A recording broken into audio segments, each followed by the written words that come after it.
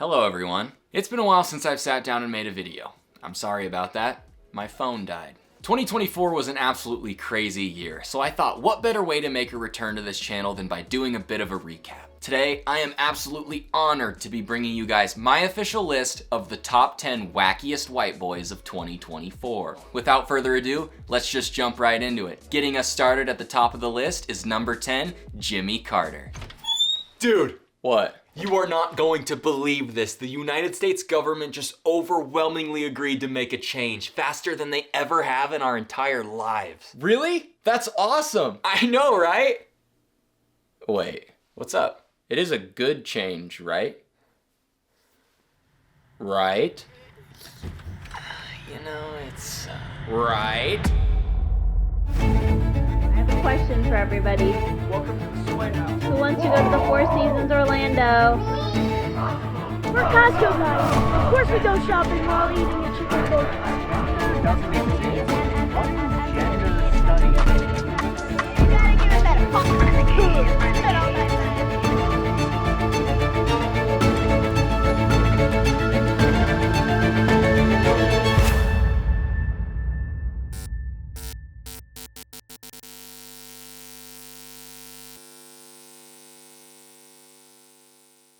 Before we get started here, I think it's really important that we're all on the same page. So for that reason, I'm going to be doing a brief history of the TikTok ban. And it's going to be brief for two main reasons. Number one, it's kind of boring. And number two, I don't know what I'm talking about. And number three, yes, there's a third, I really don't want to do any more research. Sorry. In 2014, TikTok, or should I say Musical.ly, was released. Musical.ly was a social media platform where you could lip sync to popular songs or sounds at the time, and also do whatever the hell this is.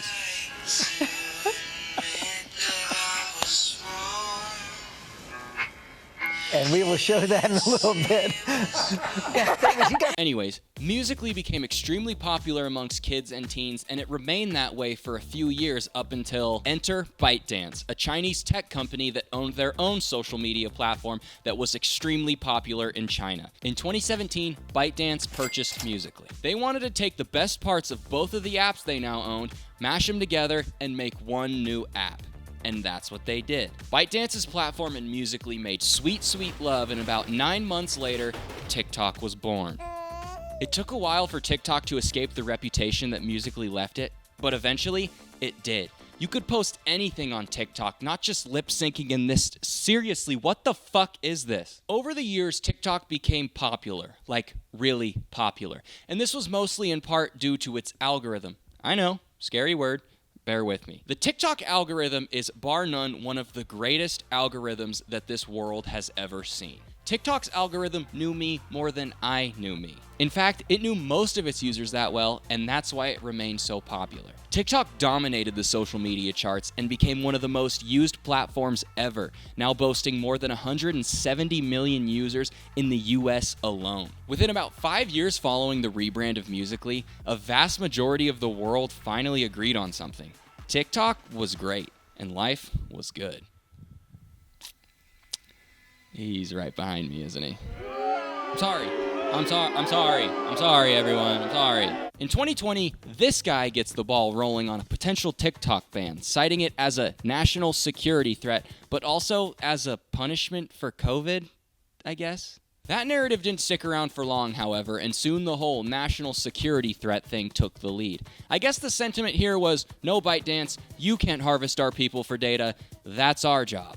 Now, if you're a history buff, you might remember that in November of 2020, everybody say it with me now, the election was fraudulently stolen from Donald Trump. Thank you. You may be seated. Now this guy takes the mantle, he has no idea what's going on, and he hasn't even figured out MySpace yet, so it's safe to say that TikTok isn't necessarily on the front of his mind. The Trump TikTok manifesto goes on to collect dust for the next couple years. Fast forward to March of 2024. After 4 more years of community growth and building on the app, Congress puts forth a bill to ban TikTok if ByteDance doesn't sell the platform to a US company. So, it's all hands on deck, we're heading to Congress. And by we, I mean the CEO of TikTok. I could stand here and try to explain to you what happened the day the TikTok CEO pled his case to Congress, but I would do it absolutely zero justice, so I'd rather just show you instead. Not so fast, everyone. Gavin from the future here. I got a few of my dates mixed up back there, so I'd like to issue a few corrections. Yes, the bill hit Congress in March of 2024. However, the CEO of TikTok actually pled his case a full year earlier in March of 23. Either way, I'm still going to show you these clips because, well, they're insane, but also because I think that they paint a pretty good picture of just how stupid this whole scenario is. I'm also including a clip of Xiao Chu at a completely different congressional hearing. Different day, same story. Lastly, I'd just like to apologize for having to make this correction at all, and I hope you can find it within yourself to forgive me. And if not, well, I literally warned you. I don't know what I'm talking about. Does TikTok access the home Wi-Fi network? Only if the user turns on the Wi-Fi. I'm sorry, I may not understand the... So if I have Question. TikTok app on my phone and my phone is on my home Wi-Fi network, does TikTok access that network? It will have to access the network to get connections to the internet, if that's the question. Can you say with 100% certainty that TikTok does not use the phone's camera to determine whether the content that elicits a pupil dilation should be amplified by the algorithm? The only face data that you will get, that we collect, is when you use the filters to have, say, sunglasses on your face, we need to know where your eyes are.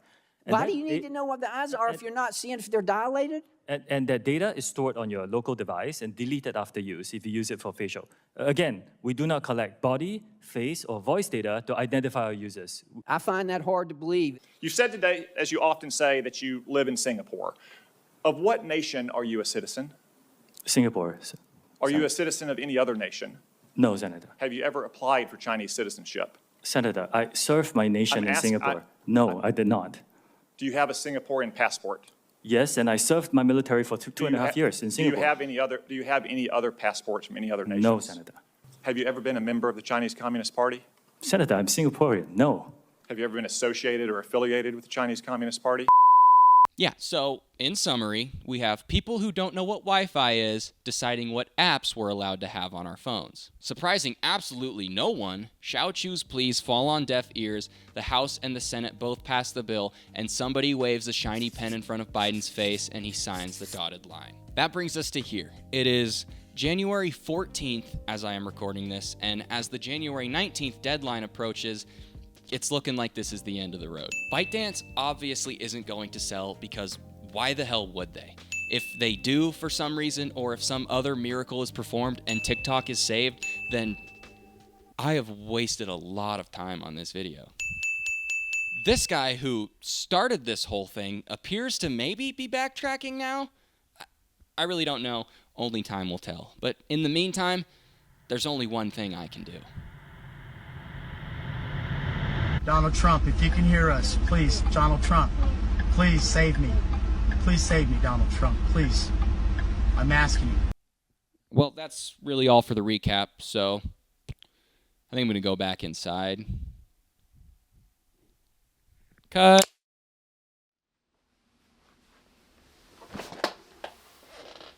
So I was wrong. It is now January 30th as I am recording this portion of the video, and TikTok is alive and will probably live forever, honestly. I knew that when I started writing this video and recording that whole recap bit that things were still pretty much up in the air as far as what the final outcome would be. If you had asked me 2 weeks ago what I thought would happen with TikTok, I would have given you one of two answers. Either number one, absolutely nothing would happen and TikTok would carry on as normal, or number two, TikTok would go dark on the 20th and that would be the end of that. Or number three, I was literally scrolling through my saved TikToks trying to gather footage for this exact video when TikTok shut down, hours before anything was supposed to happen. Not only was that strange, but even stranger was the last thing I read before closing the app. Yes, you're reading that right. TikTok says they might be coming back, and they've decided to name drop and shout out the same guy that got us into this mess in the first place. Weird. But alas, TikTok was gone, so I began a new way of life. That night, I read a book, and I even learned Mandarin. But guess what? Barely even 12 hours later, TikTok was back, this time with a brand new message for its users. They decided to directly credit him for their return. To be honest, TikTok, I'm surprised I could even understand what you were trying to say there, because brother, you're gagging on it. So, apparently, overnight, TikTok is no longer a national security threat, the US might take 50% ownership in it, and it might live forever. It might also go dark in a couple months again. I really don't know, and I'm tired of speculating. After that whole publicity stunt, I had found myself at a bit of a crossroads. I had already spent quite a bit of time writing and editing the video so far, mourning something that probably isn't going away. The likely thing for me to do here would be to scrap what I've worked on so far and throw it into, but I don't really want to do that. Over the last month, as I planned and prepped for not only this video, but for the impending shutting down of TikTok in general, I have genuinely found a brand new appreciation for the platform. Seeing everyone share stories about how TikTok has impacted them over the last few years, whether as a creator or a viewer, really stood out to me. I don't know what TikTok will look like 5 years from now, or even 5 months from now. But what I do know is that I started this video with exactly one goal in mind: to highlight some of the good and positivity that this app has brought us over the last several years. And that's exactly what I still plan on doing. I've been active on TikTok since 2019, and looking back, it's been a long time. It had been a few years since Vine had shut down, and I know this is an unpopular opinion, but by the end of Vine's reign, I had already kind of checked out. I used Vine for one thing: to laugh. I was always scrolling through the comedy pages, watching Vines from my favorite creators, you know, Logan Paul, David Dobrik, Cody Ko. The thing with Vine though, however, was that its 6-second format was extremely limiting. For that reason, I personally found the app pretty stale by the end of its run. I mean, after all, there's only so many jokes you can tell in 6 seconds, and the spoonful can really only get so big. TikTok filled the void that Vine had left for me, and I started using it pretty regularly. It wasn't all sunshine and roses at the time though, however, as TikTok's musically roots were still pretty prevalent. Looking back at some of the popular videos at the time, I'm honestly surprised they didn't try to ban it sooner.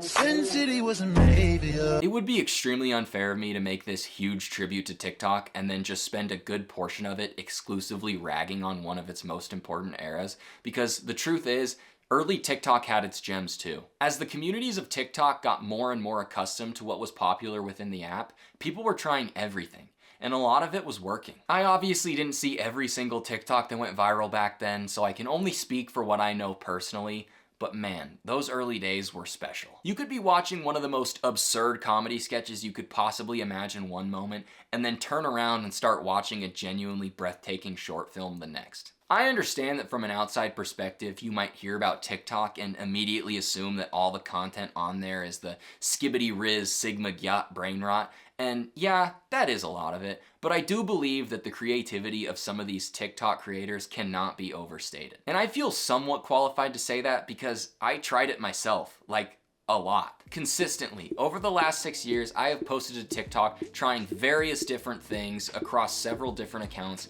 with little to no avail. And even the one time I did post something that did relatively well on the platform, I had an army of people arise in my comments telling me that I looked like Officer Doofy from Scary Movie. My ass! Despite that, TikTok was a very fun platform to post on, regardless of how well the videos did. I feel like people like to comment on TikToks more so than they do on other social medias, and because of that, it made TikTok feel way more social than the others. You could find dialogues or genuine conversations appearing in the comment sections of even the smallest videos. I can't lie to you and tell you that every TikTok comment section was full of stand-up individuals making genuine connections, because that would be an insane thing to say. But I do believe that there was truly a lot of good in there if you scroll far enough past the slop. Over the years, TikTok also added many different features that really set the app apart from what was commonplace on social medias at the time. Things like duets and then later the stitch feature were both incredible ways to link videos between people, either adding insight to the original or sometimes just actively disagreeing with it. Okay, I just found out the coolest thing about scorpions. Yeah, so that's what we're not gonna do. This thing fucking sucks, and this guy should die. While stitching a video on TikTok really became a popular staple of the platform over the last couple of years, duets ruled the early days of TikTok, really putting the creative efforts of the TikTok community on display. Get whatever you'd like. Oh, thank you. You're Those so on sweet. me. I wasn't done talking. You got a little something on your left Oh, hand. okay. Whoa. Still waiting to hear back about that second date. I'm sure she's still typing. My point is, there were a lot of really creative people on the app all doing their own thing, and stumbling across a really great video with only a few likes felt really rewarding. One thing that I think TikTok does better than almost any other app out there is allow for really specific niche communities to grow. Leading up to the supposed TikTok ban, when everybody was making their farewell posts, I saw one post in particular that I think really hit the nail on the head. This post came from Spawn Hour, a guy who usually posts a lot of sports content. However, this came from his second account, where things are a little more lax and he posts about really whatever he wants. In this video, he talks about how TikTok allows for more personal content to do well on the platform, and how other platforms just don't do the same. And I think he's right. There will be other short form video platforms like Instagram Reels and YouTube Shorts, but TikTok is special in the sense of what type of videos can be successful on here. You can be a lot more personal on here than you can be on Instagram Reels and YouTube Shorts from what I've seen. I have spent basically zero time on the Instagram Reels tab because, frankly, I'd rather eat my own shoe. But whenever Instagram does throw their Reels onto my main page, it is some of the most insane shit you can think of. I'm gonna go off script for a moment. I'm gonna pull up Reels, we're gonna look at it together, the first thing they show me, just to prove my point, okay? Here we go. Everybody knows I'm going, everybody knows I'm flowing, everybody knows I'm growing, everybody knows, but they don't want to show it. Everybody knows they like it when I flash my little ha-ha-ha-ha, my little hoo-ha-ha-ha, my little hoo-ha-ha-ha. They like it when I show my hoo-ha-ha-ha. Exhibit A. The idea that you could be served a video on one of these platforms of just someone addressing the audience and talking about something that they're passionate about is just non-existent. Same with YouTube Shorts. I haven't spent a lot of time there either because when I do, I can feel my brain actively decaying. I'm not here to say that TikTok is a platform for only the most studious of scholars, but I do think that there is a major disconnect between what can become popular on TikTok and what can become popular on the copycat platforms. I don't think that every TikTok needs an absurd concept or some brain-melting hook to gather traction. I just think that if you make something that's good and there's an audience for it, there's a more than decent chance that that video will find it. I don't think I've ever seen anyone make this point as great as Spawn Hour did, and then he went and proved his own point less than a week later, because over 100,000 people, including myself, tuned in to watch him review a can of corn. Are you seeing the problem? Yellow on white for the nutrition label. It's like they don't want me to know what I'm putting in my body. Moment of truth on the watercolor. It's coming back pretty good. You know, if you see white, you're in for a fight. You see yellow, you say hello to a good meal. 10-second countdown. It's like a rocket launch to some of us. People in the corn game, we call it the rocket launch. Because of this, TikTok has always felt more human to me than the other platforms. And maybe it's because the Chinese spy in my phone always knew what to show me when I was down. But I'm not gonna get mad at him for being too good at his job. Him and I have been through a lot. I still had hair and a joyous whimsy in my eyes when we first met. I'm afraid I got a little off topic there. On the app, there was obviously a lot of performing being done and stretching of the truth to look good online, as with any other social media, but there were also a lot of genuine and honest videos made. I couldn't tell you how many hours of my life I've spent watching someone rant to their phone camera in their car in a random parking lot. No editing, no script, just real emotion and pure rage. I am straight! I think it's a testament to TikTok on how so many people became so comfortable with just being themselves on camera and sharing it to the masses. The fact that something you filmed and wanted to post online would likely reach others with similar ideals and beliefs allowed for creators to be a little more honest with who they were online, and I think that in the long run it led to a much more genuine environment on TikTok than other platforms out there. TikTok offered a real look into humanity at a very specific time in our lives, and whatever happens from here on out, I just hope that these videos are archived somehow and not forgotten, because if they are, I truly believe that will be a historical loss. Do not call me handsome if you ain't gonna hand me some of that, but don't get down. I've spent a large portion of this spiel talking about how people have used TikTok as a creative outlet, but in recent years, that has not been the only major part of the platform. Since its release, there has been a gradual yet major shift in what people want to watch on TikTok. People still engage in all sorts of silly trends reminiscent of TikTok's beginnings, but in recent years, the platform has become a major hub of information and education. When I downloaded the app, I never would have guessed that TikTok would become the first place I saw current events unfold. I downloaded TikTok for goofs and gaffs, and I still see a lot of them, but now in between the goofs and gaffs, I get to see the atrocities of the world, which helps keep me grounded. For years, I kept up to date with the world through Twitter, and if you haven't heard already, All was well with Twitter until a few years ago when a literal man baby bought and ruined it. This could honestly be an entire video of its own because, well, I have lots of thoughts. But moral of the story here is that I can only take that for so long, and so after a while, I deleted Twitter and my life got exponentially better. But why did he do that thing the other day on stage at the inauguration? And then why did he do it again? I guess my point is, there's a lot of people that use this platform not only as a source of entertainment, but also as a source for information. And maybe, just maybe, that's why a certain group of people wants to get their grubby little hands involved or see it go away entirely. Until that happens, I'm gonna keep using TikTok as an information hub for at least the foreseeable future, because you will not catch me reading the newspaper or tuning into the nightly news at 11. I only follow real journalists. Breaking news! Fortnite OG is back forever! As I mentioned earlier, the main reason people are trying to get this app banned is that it's a supposed national security threat.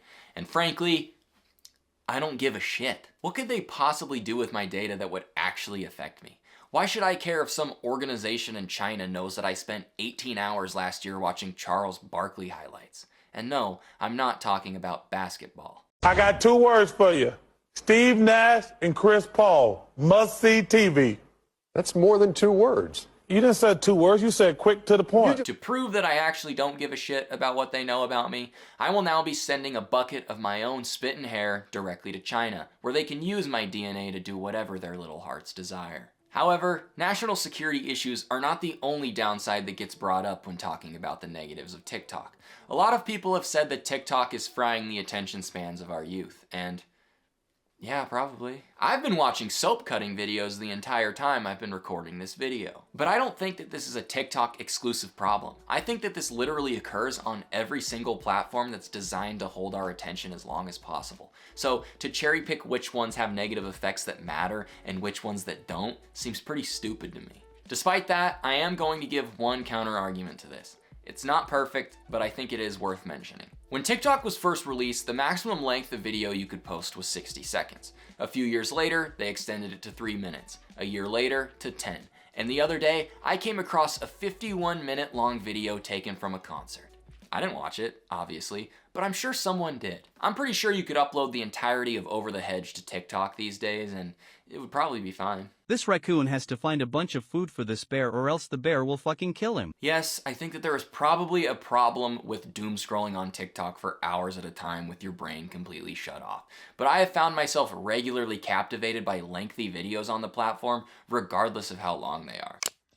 Hello there, Gavin from the future here again. I wanted to add a few extra points to that topic because I think that maybe I didn't do the best job at explaining myself. The counter argument I used here makes it sound like I think that someone who watches 6 10-minute long TikToks in a row is somehow more intellectually superior than someone who watches 60 1-minute long TikToks in a row.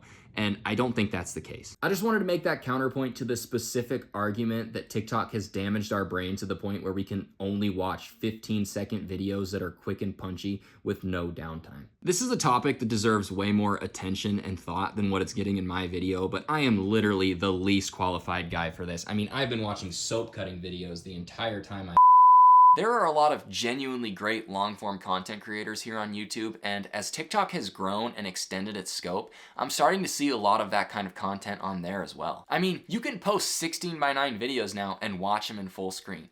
And let me tell you, you know you're in for a wild night when you're watching TikTok's hamburger style. Don't get me wrong, TikTok is not a perfect app, and frankly, I don't think there has ever been one. Except for Cut the Rope. Despite TikTok not being perfect, I can confidently sit here and tell you that it is one thing: special. There is no platform out there that can show me the funniest thing I've seen all week, some fantastic new music, a live stream of someone playing my favorite PS2 game from when I was a kid, and then something bizarrely beautiful, all within the span of a few minutes. And I think that's worth something. Over the years, TikTok has brought millions of people together to share stories, to express themselves creatively, and most importantly, to glaze LeBron. You hear me? Hit the rollie, start with the rollie on. Whatever happens to TikTok from here on out, I'm just grateful that I got to witness it when I did, the way it was intended to be. If you've somehow made it this far into the video, thanks for sticking around, seriously. I'm sorry that it's been so disjointed, but in a way, so was TikTok, so it was actually kind of meta. No, not you! This video is not about you, Fuckerberg. I don't know if TikTok will stick around, or if it'll shut down forever, or if it'll change into something entirely new. But on the off chance it does, and my Chinese spy is replaced by a white guy named Greg who has poor taste in content, just know I'm really gonna miss him. Once again, thank you so much for watching. I hope you had a good time here. But if you'll excuse me, I think I'm gonna go outside now.